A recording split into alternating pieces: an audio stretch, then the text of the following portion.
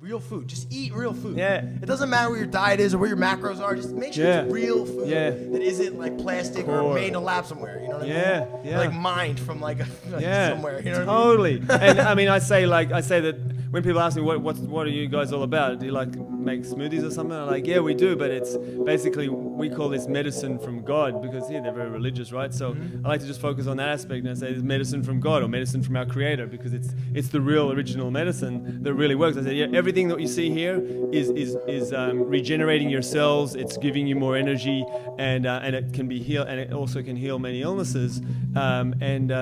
Rather than and it's medicine straight from God. What would you prefer? Medicine from God because they're got a strong religious culture here. Would you prefer medicine from God, or do you want medicine from a laboratory and from a science lab?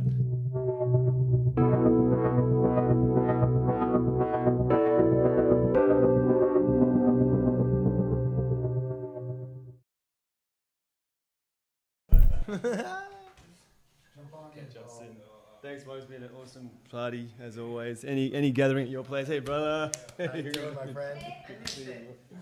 Dude, as soon as you walked in, I was like, who is this light being just smile? You're good. All that's fine. It's all set up. Yeah. I'm like, who is this light being coming in here with this backpack full of like the most nutritious foods, just smiling and whipping up smoothies for everybody? Yeah. Yeah. Well, and it turns out his name is Paul. What's your last name? Paul Chermak. Paul Chermak. Yeah, Paul Chermak. It's originally Dad's from Prague. It's a Czech name. Cool. And I love my heritage. I actually spoke the Slovak language at home till I was 3, and I actually love that aspect, and that's again why I love learning Spanish, because you just when you connect to another language, you connect to another culture, you almost become like you've got a dynamic of being two people, and then if you learn another language, 3 people. Dude, that's so interesting. I've been noticing that. And you look at the world from each of those different 3 perspectives, so it gives you 3 different sort of facets and 3 ways to look at the world. Yeah. Dude, I've been noticing that because there's something about language that controls the way our minds think. Yeah. So like the way like things are said in Spanish, you put the descriptive adjective after the noun, correct? Right. Yeah. But in English, you do the opposite. Yeah. So think about what that does to your mind when you're formulating a sentence. Uh-huh. So I think that like when you talk about learning a language, you almost get an idea of the culture. It's because you put into the mental mindset of how they basically express themselves verbally. Yes. And it's so different in each culture. Yeah. And when you realize what they value, it's like, wow, that's what this culture values, and that's what makes them unique and special and beautiful. And then you have all these different like perspectives, and you can like say, oh, cool, like the English do it this way, and the British do it this way, and the Australians do it this way, and it's all cool and unique. Yeah, and even in the one language, like English is spoken so differently in different places in the world as well. And, that's so true. Yeah, like oh my God, like if you go to like Britain, it's English, but. A lot of them struggle with understanding Americans, from what I hear. But I've watched interviews with people in downtown London, maybe East End of London, I think it might be, and they had to put subtitles because I didn't understand a word they were saying. So it is a beautiful bridge between the cultures, and it's amazing how a lot of our community are here learning Spanish. A lot of other people in our community in the anarchist movement are in many parts of the world.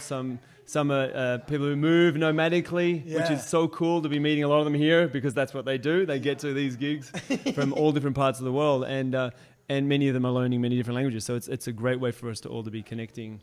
Hi to everyone out there, by the way. Thanks for watching. Good to you see guys are awesome. Yeah.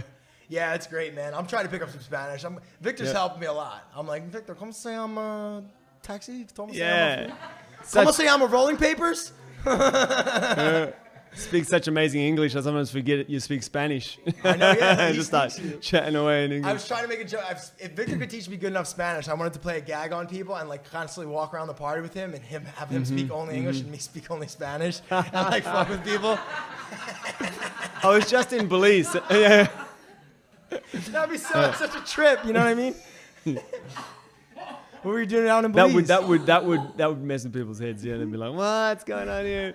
Yeah, Belize is phenomenal in that aspect because like a lot of people speak 3 or 4 languages, and in a conversation they just flow between them all without any interruption in the flow. And I'm just like, whoa. Yo, yeah, like sentences even. Yeah, you know what I mean? yeah, that's right. Even within a sentence. One of the guys I work with back home is Russian, and him and his Russian buddies are always screaming at each other like split, but then like an English word will come back, and it's so funny. And they're like, "Do you speak Russian?" I'm like, "No, but I feel like I just understand you guys." Yeah. So I mean, it is beautiful, and that's actually such an amazing melting pot. That's again organically just functioning. Belize is a tiny, tiny country. I mean, you can cross the country in probably 3 or 4 hours. You can go up and down the whole country in maybe 6 hours, 8 hours, something like that. I'm not sure, but yeah, actually they speak 10 languages in this tiny area. They have 10 languages. They've got 3 Mayan languages.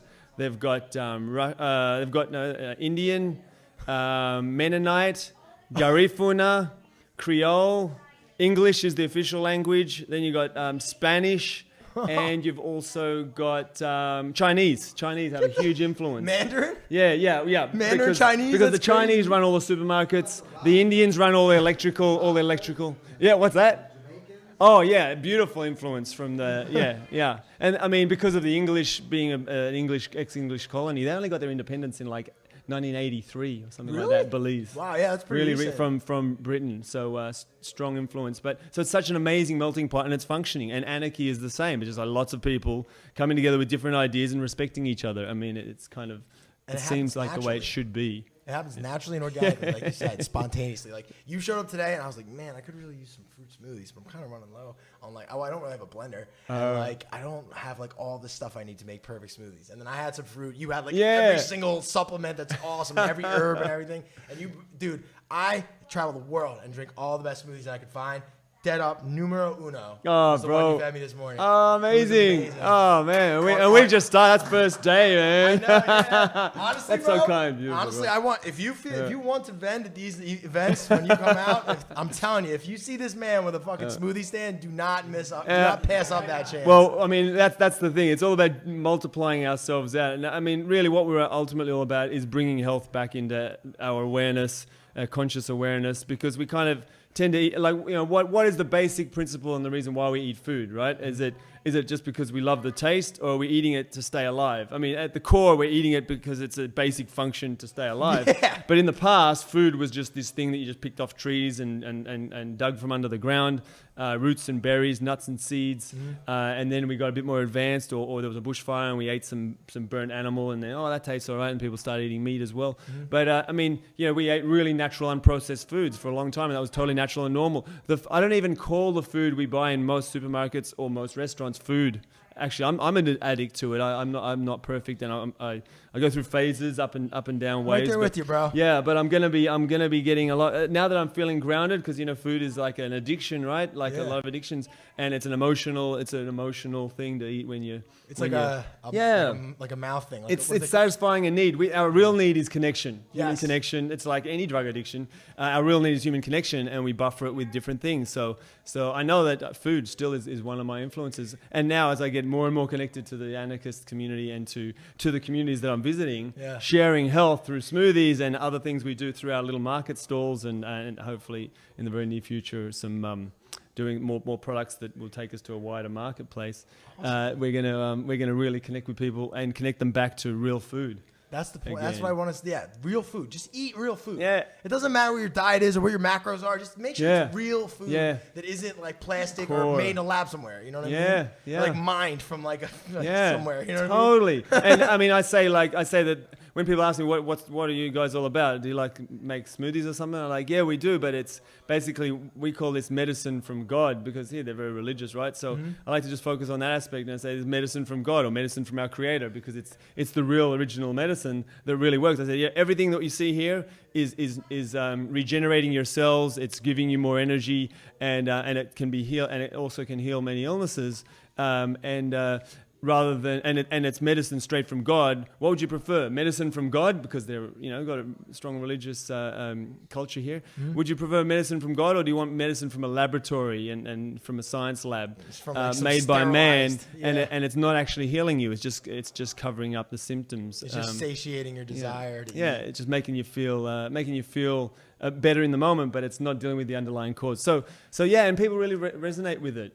Another way I explain things is you've got like a cathedral. If you had a beautiful cathedral or a temple or a church, and you start someone started like tossing junk into it, everyone in the town's gonna go nuts. Yeah. You know, they'll be like, I mean, you'll be like held off to the prison, probably, maybe beaten up as well. Yeah, no, but then we do that to ourselves. This is our body temple, our sacred temple that we've been given for this human experience, and we're just filling it up with crap, which we don't know is crap because it's just so normal. But in this modern culture, but our real food was just hunting and gathering and just picking up what we could from trees. And it was so obvious, like it was like this colorful thing that smelled good and tasted delicious and was hydrating. Like it was so natural back in those days. But so then they emulate that and they'll put like a piece of shit like Nutribar in like really pretty wrappers and like it'd be like, look, pretty pictures of fruit all over it. It's like, oh, look fruity, you know what I mean? Yeah, look at the ingredients and it's just like all these words you can't pronounce. Yeah,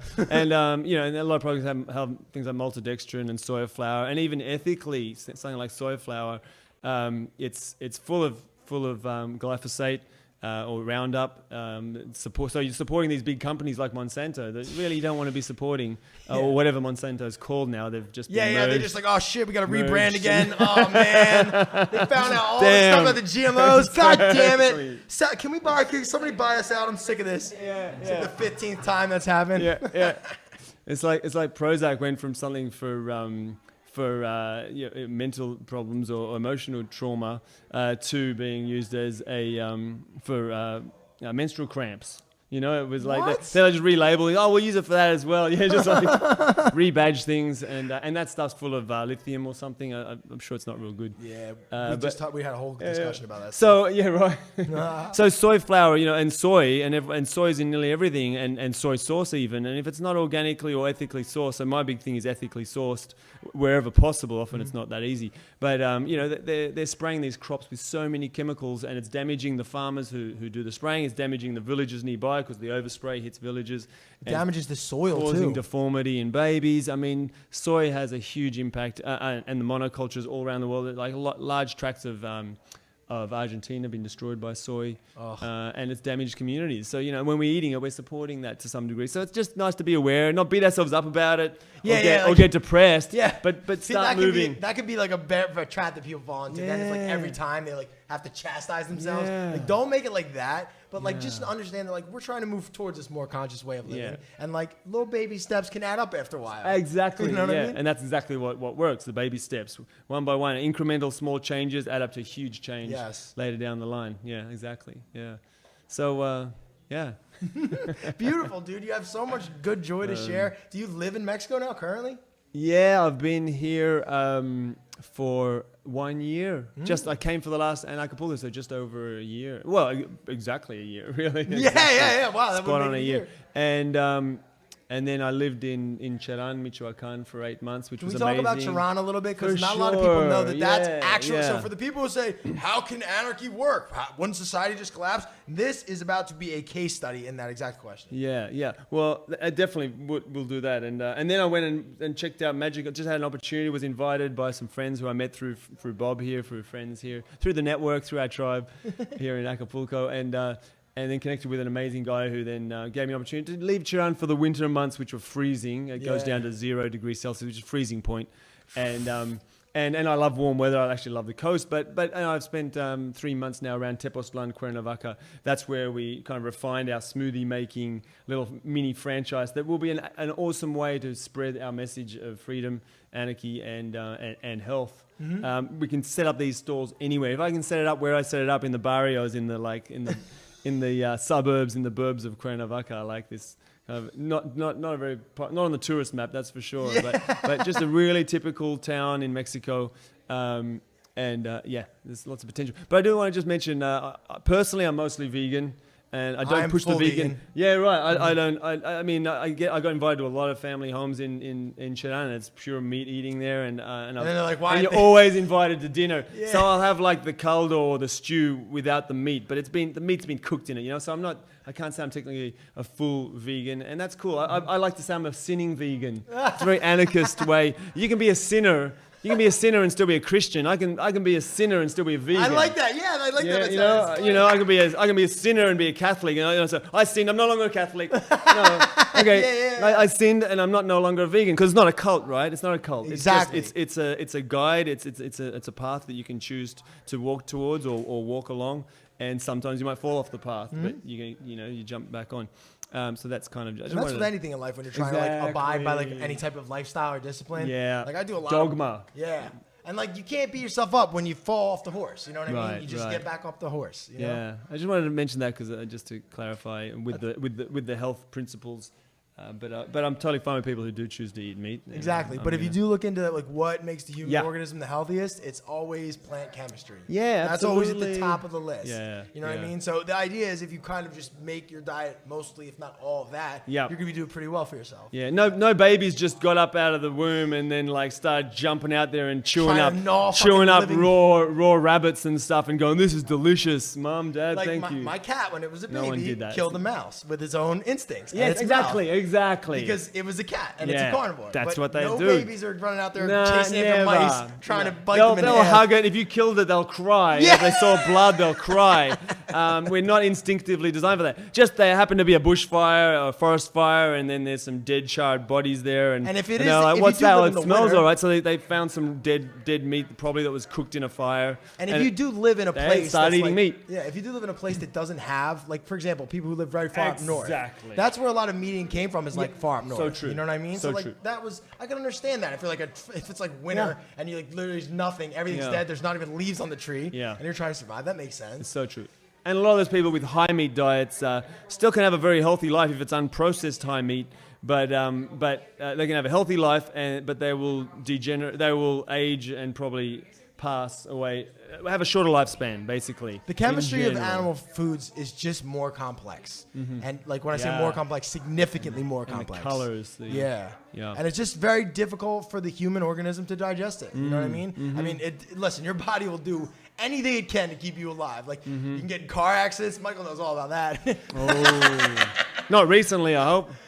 No, good. Depends on what you define recently. Oh, wow. But the idea is like no matter what you do to your body, it's always going to like love you and try to heal you. You know what I mean? It's so magical. Yeah, you gotta love yourself. So I just just reciprocate love this. This a beautiful temple that I was gifted, and what a miracle to be. I just like to say, like, look at that hand. It's just an absolute miracle that it's functioning and that we're here doing what we get to do. Wait, here's a funny thing about hands. Yeah. I saw a meme and it was like there was a picture of a human hand and it was like random cosmic accident. And then there was a picture of a bionic hand that was designed after a human hand and it was like intelligent design. Yeah. It was the perfect. They put it totally into perspective. That's incredible. Dude, we are perfectly designed biomechanisms. Yeah. We're like the quintessence. There's something going on at some level of consciousness. There's a creative force in nature. Creative consciousness out there, So Cheran, I mean, of course, I'd already been researching, based on my love and passion of freedom, towns that, after just seeing these things coming up about Mexico and these vigilante groups was what I was kind of researching because I didn't know any other terms.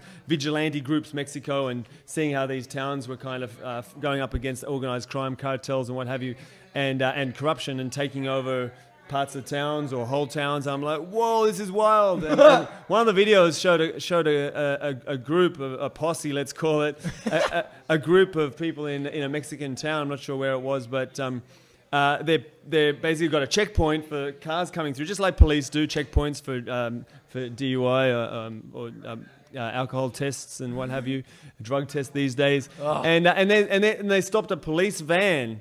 And they made the police officer hand over his identification. They asked him what his intentions were, what he's doing. Cop? They stopped the cop as he's driving into the town. Give us your papers. I'm at home in Australia, about to come to Mexico, going, what? I'm going to Mexico, and this is amazing.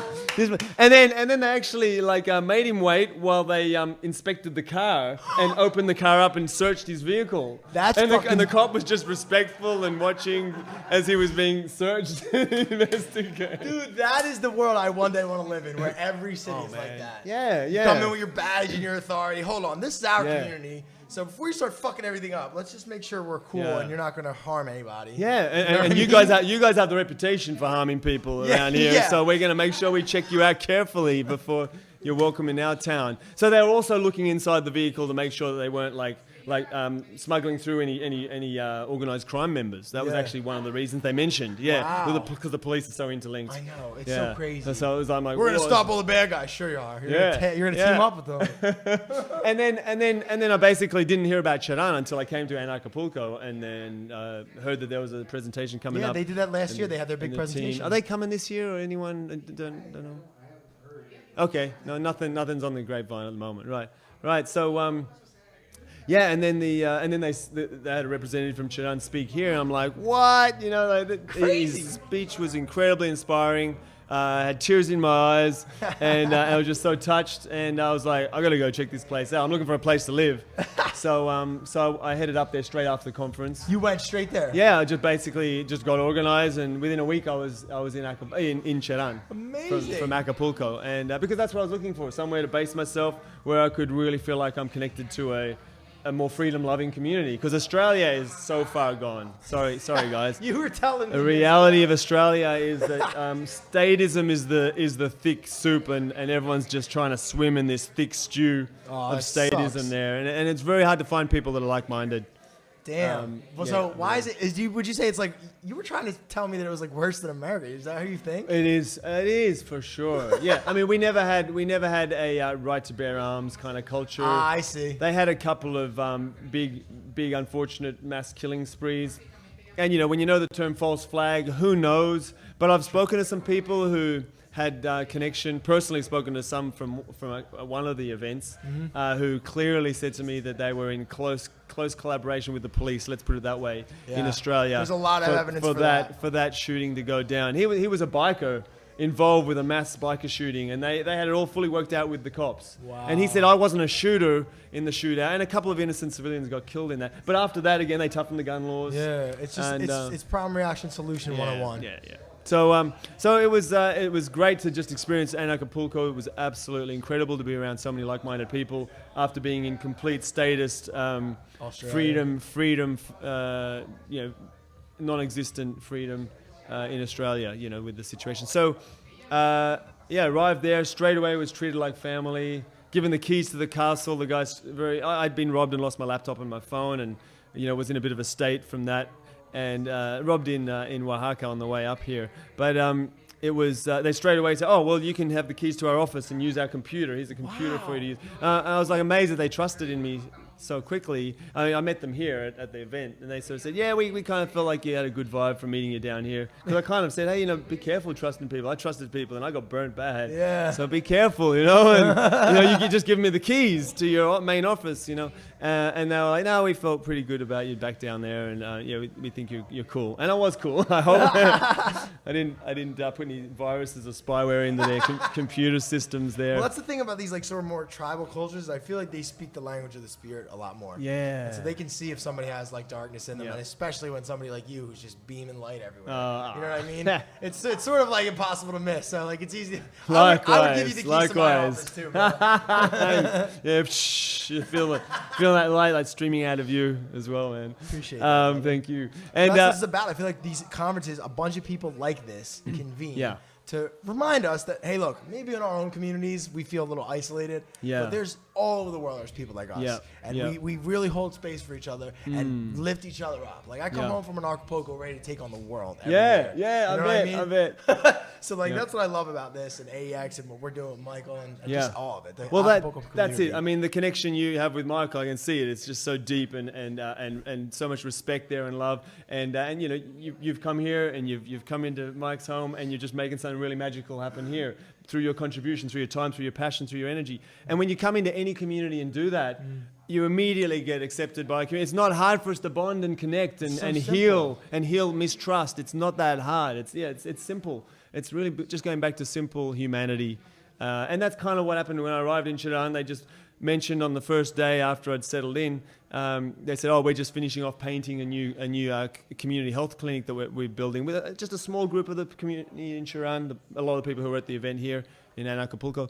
And I just said, I've painted a few workshops and factories that I've run with our communities or with my business, and I'm happy to come lend a hand. And it was nothing, for 2 days I was just with a roller and doing some finishing touches. They'd spent months preparing this place and getting it up to scratch. So they put in all this hard work, and just you make that tiny contribution and boom, you're bonded, They just go like, yeah, we appreciate. Because they see that's where you come from. You come from a place of giving. And anyone can do that. That's not hard to pick up a paintbrush and help a community and do something, like whatever it may be. We were running around fixing toilets. We were doing all sorts of fun stuff. Yeah, it's a metaphor. You can be fixing anything or doing anything that is contributing and giving your time to a community, and it makes all the difference. So yeah, I mean, just to give you a real nutshell summary, I mean, 8 years plus now, now probably closer to 9 years of self-rule through their autonomous government system and through their autonomous security systems. And it was really interesting. I only learned about what really happened. So this might be like news to everyone. I'm happy to share. Are you talking about like the UCC? No. Just, I mean, they had legal protections within the Mexican Constitution for protecting indigenous communities. Mm-hmm. So they kind of used some aspect of the Constitution. I'm not too aware of that. UCC, you mean Universal Commercial Code? I thought you were going down the straw man route. No. They I don't think they're at that level of discussing these things. I mean, most of the people there have no idea of anarchist philosophy. That's what's so beautiful. They just flowed into anarchy because it's a natural state. That's so funny. They didn't even have to watch a Lark and Rose video. No one knew a thing about anarchy. No one knew what that word anarchy was.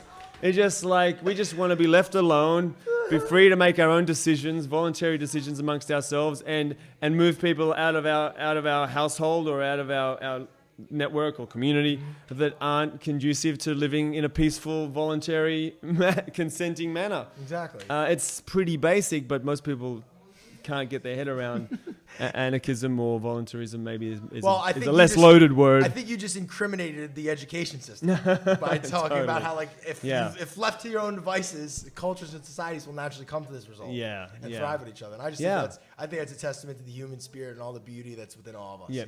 Yeah, spot on. And it doesn't mean that Cherán doesn't have rules. They've got they've got very little in the way of rules, and it just seems to work beautifully.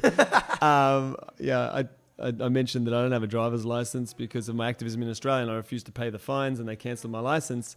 You keep it. Yeah, it sounds like you need it more than me. It did cause me a lot of problems, and it made life very difficult for 10 years in Australia. Really difficult. I ended up locked up a few times over a driver's license. But anyway, there I said, look, a friend said, you can borrow my ute, my pickup, anytime you want. And I said, anywhere else, this is how it would fly. Because I'm like, hey, I've got to be honest with you, I actually don't have a driver's license. I'm not legally allowed to drive. And then he goes, this is Cherán, man. Like, no one needs a driver's license here. I'm like, man, I've come home. And then you've got like 12-year-olds who definitely don't have driver's license, 11-year-olds riding around the town on the little four-wheelers, quatrimotos they call them, the four-wheel motorbikes. Quatrimotos. I'm like, man, I mean, you only just started walking and you're driving here. Damn. It's the whole experience was incredible. There's still many things they want to improve on in so many aspects, and that's where I see our community really being able to lend a hand and make a huge difference in Cherán. But the really interesting point about how it actually came about, like in most places, this is something we can all learn from. In most places, it's a really small group of people that really are passionate about a cause and put all the energy and effort in. And sometimes it falls down. And it's not because they weren't good enough or they weren't capable enough. It's because their community or the world wasn't ready for that idea. Now I feel the world is ready for anarchy. I think so too, man. It's getting so messy out there in the statist heartlands everywhere. Oh my God, ain't that the truth? And that's why all this community is just growing every year. There's more and more people who are like, hey, I realized it too. This is kind of crazy. We should do something different. Yeah. So so a group of women came up with the ideas, started talking with men, and most of the men were just like, these men told me. Men, they have this huge respect for the women and for the fact that women launched the movement towards freedom and independence of Cherán. Basically now, for nine years, no police are allowed in the town on any operational activities. They can drive through the town because it is a main thoroughfare. Yeah. But they have checkpoints at the three main entrances to the town, 24/7, full time, day and night. And they're beautiful people who man those checkpoints. Really lovely, lovely souls. And they check everyone who's coming through their home. This is their home, and you have to knock at the door and you see if you want to let someone into your home. So they do actually let less desirable types like police and politicians through their home, but it's just like in the only on the promise you go straight in the front door and go straight out the back door, and we'll be polite on the way through. That's kind of how it works in Tehran. No one is allowed to mandate and they've tried to give them more funding and other enticements to get more entangled with the government, and they still have some entanglement, and they're trying to keep removing that. A lot of them are not that involved. This is the thing, like everywhere, it's like a small group that really activate a community. So this small group of women were trying to activate the men, and the men said, look, the women were coming to us, and I was just like, no way, man, we can't do it. We can't take on the cartels and the police. I don't want to die. It was really serious. It was a serious situation, and there was a lot of fear, and the women were the ones who said, we've had enough. We've had 25 murders. Including disappearances. Some of them included rape and murder. The women who were activists to try and protect and preserve their forest that was 70% destroyed by the cartels working. How do you go into beautiful, pristine like forest that they're using for resources and for just for their preserving their natural environment as well? But they tap the resin off the trees, which doesn't kill the trees, so it's a resource too. But they treat their forest as something sacred, and they basically got to the point where 70% had been logged, and the whole climate was changing. People were driving down roads and then thinking, because you just go into your own train of thought, and then going like, have I taken the wrong road? Not realizing that the road had just been fully logged since the last time they'd driven down that road, and it was just barren and destroyed. But the guy said, first of all, I thought I must have taken the wrong road here. This is not the forest I normally drive through. It was just all cleared. And anyway, and then the activists were being literally murdered because the police and the loggers and the cartels were working together, making money from this whole thing. And then they basically got to the point where the women said, we can't do this anymore. They're charging us for growing. They're even like extorting money from the farmers who are just for planting seeds of corn. Wow. They were extorting money. And then they got to the point that there was only about 10 people. So 10 people made Tehran happen is what I got. I got this inside news for the last 2 weeks I was there. I was like, thank God, like my friend shared this with me, hanging out with him the whole time I'm there, and like finally he just like happened. We just happened on this subject, and I'm always curious, so I asked, and what had happened was the women were not able to rally the town together, and in the end, a small group decided of 10 people from 18,000 said, we're gonna stop the trucks. This is the last day the loggers are going through our town with their load of logs. Every day was over 100 trucks going through, 100 trucks. It was just like clear felling. And how do you do that illegally with chainsaws whirring? Like you can't do that covertly and secretly, Like, it's actually totally illegal. Yeah. And they were getting away with it because they were all working together in cahoots with the government and the police.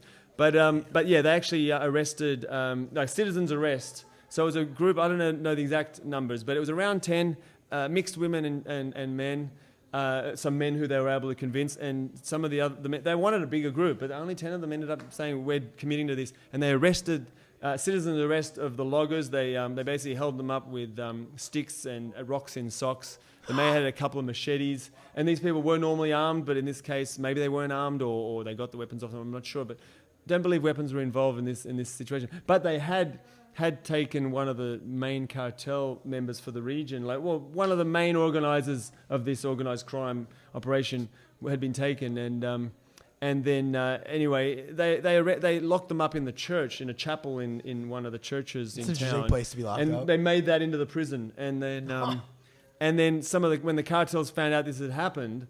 And they burned their trucks. They said, these trucks are not coming through our town again. They burnt them, got rid of the trucks so they couldn't drive them again. Yeah. I mean, they were pretty upset, by what they'd gone through. Yeah, exactly. Yeah. I support that entirely. My God, yeah. Stand up for yourself, man. And there's a lot of respect for the people who launched this movement, and especially the people who lost their lives in the build-up. So then they basically the cartels had gotten wind that they had these people trapped in the chapel in the church.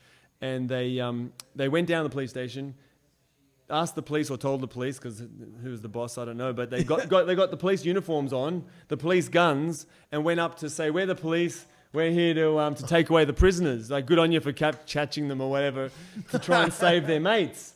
But of course, the people in the town know who the local police are, and straight away saw them come into the chapel and realized that they weren't really real police, and and they launched rockets because they had no guns. They launched rockets at them, which they have lots of because they always have parties with them. You know, the rockets they launch. Yeah, and they make them the fireworks. Yeah, fireworks rockets. So they launched 2 rockets and they hit one guy in the chest and one guy and another one in his leg.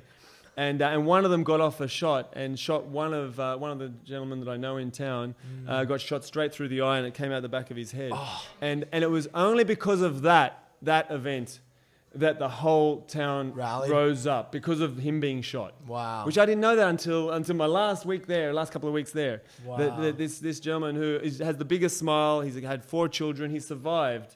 His sister was working as the... Survived a headshot? He survived a headshot. He's lost sight in one eye and he's gone through a lot of hell for the last 9 years. What a champ. But yeah, and he went into the hospital and his brother-in-law was explaining to me that...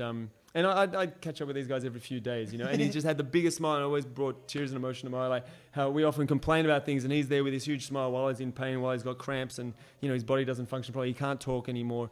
He could talk at first. But anyway, so this is the kind of sacrifice some people have made for all of us, really. Yeah. This is for all of us. And that's just one story. But that was for all of us too, because now we've got this inspirational example of Cheran that we can all learn from. Yeah, and that is a motherfucking case study. You know what I mean? Totally, like, man. Straight up, like actual theory and practice. This is how it works. Yeah. And you know what? It might be scary and it might be hard, but if you come together, it's possible. Yeah, and that was very much spontaneous. They weren't very organized. See, again, we're here and we can organize and we've had a lot of time. We've still got time, but you know, it's time to make some moves. I'm right there with you, my friend. Damn, Paul, you are such a beacon of light and information. I'm so glad that we were able to share your wisdom with the rest of the world. Oh, beautiful. Thank you so much. Man. Is there anything else you want to share before we leave? No, that's pretty much it. But just get involved in any way you can in your communities. Just get involved with sharing a message of peace, freedom. If you haven't looked into Anarchy, look into Anarchy voluntarism. It's got basically the foundation principles and the ethics and the integrity that are missing in most systems out there. And it's not even a system. It's going to happen organically and be different in every single community. Exactly. So, it's an anti-system that just has certain characteristics that are just naturally occurring. And it's like just different. It's like different flavors. You might like chocolate, vanilla. You can have different types of. Each community is going to be a little bit different. But they all respect one another's individuality. Right. That's the main thing that brings it together. Paul, you're the man, bro. Thanks, brother.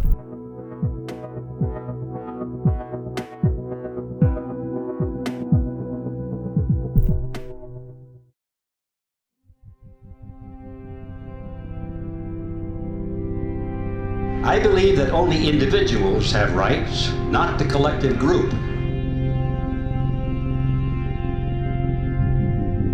That these rights are intrinsic to each individual, not granted by the state.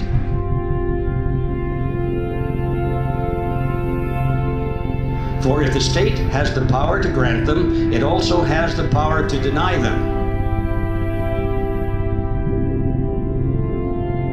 And that is incompatible with personal liberty.